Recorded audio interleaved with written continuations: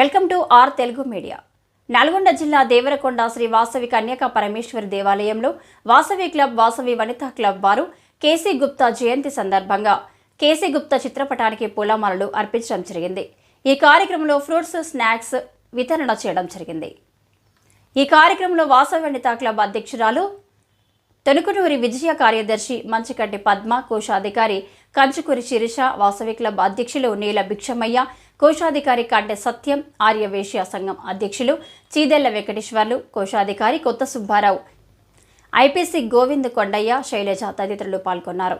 ఈ కార్యక్రమంలో ఒక 15 నిమిషాలు ధ్యానం చేశారు.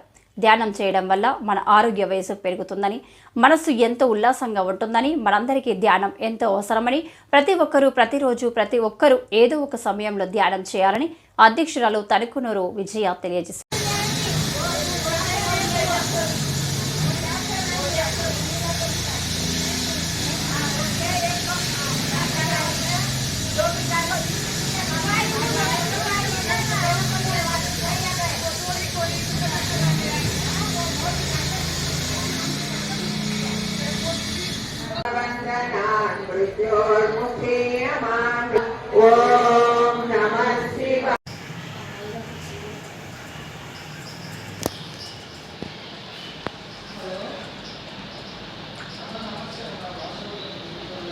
సహజంగా వచ్చే శ్వాస మాత్రమే గమనించాలి.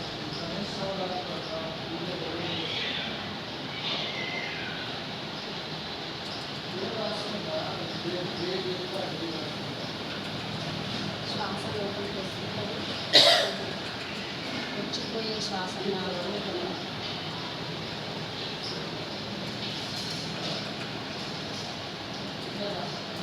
ఏం ఆలోచించాలి, సహజంగా వచ్చే శ్వాస మాత్రమే గమనించాలి.